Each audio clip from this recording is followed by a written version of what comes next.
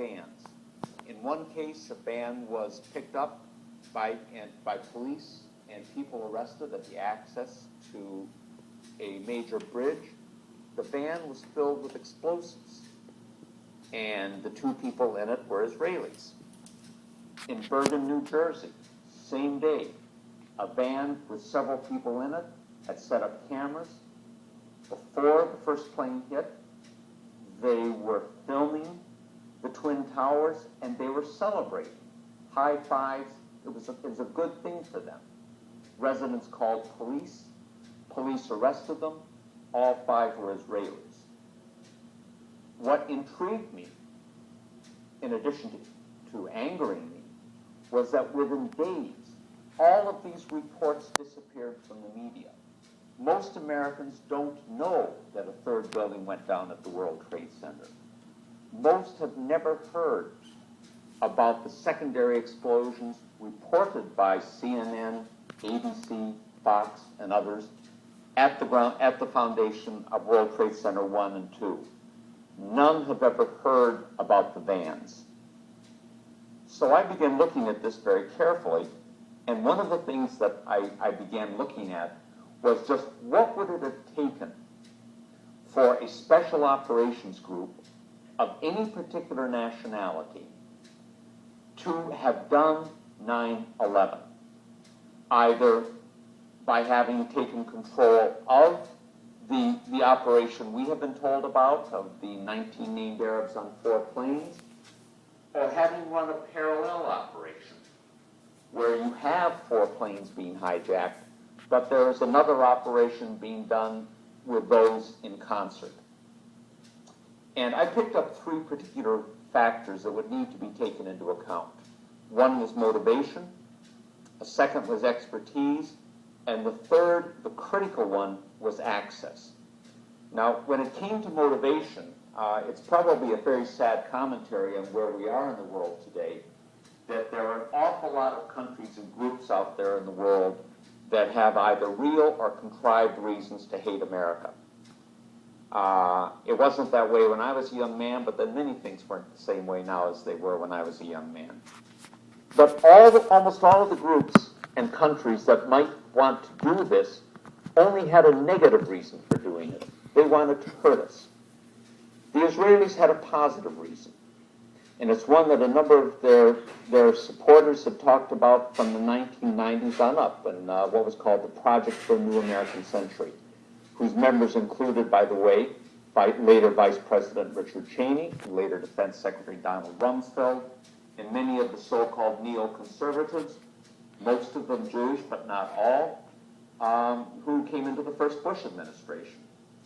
Israel had a positive reason, and was to get the United States involved in a war in the Middle East with a powerful, enraged, anti-Islamic strain within the American public, that they needed a catalytic event to produce this. They even talked about it in terms of another Pearl Harbor is needed to bring the American people into this fight.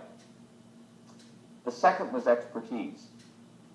Lots of expertise out there. Bringing buildings down and controlled demolitions is something that almost any intelligence agency of any country in the world can do or can contract.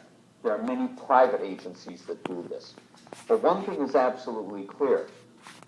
Neither those 19 named Arabs on the plane nor Al-Qaeda as an organization had the expertise, the technical expertise to do that. And there is one very clear proof of that.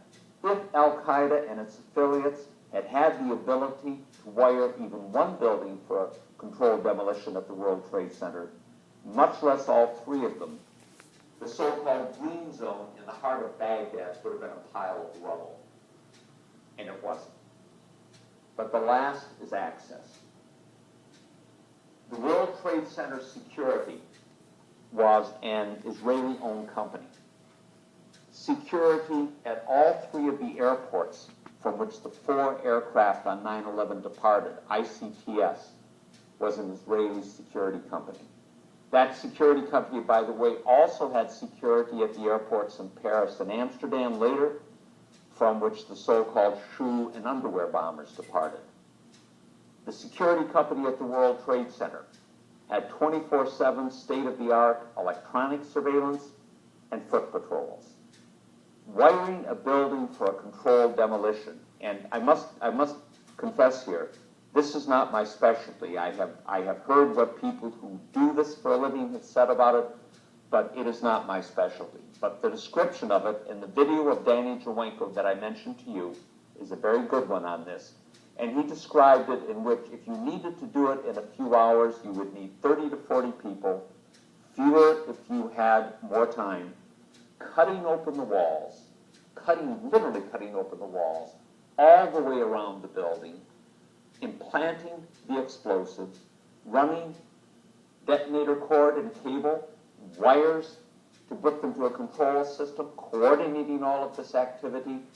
This is not something that involves the casual bringing in of a briefcase and leaving it at the foot of a building's elevator and going out again.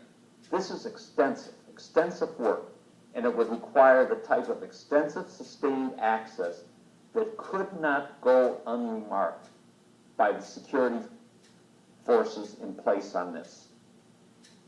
They also needed the ability to evade an apprehension and to have their escape concealed. And they had that done.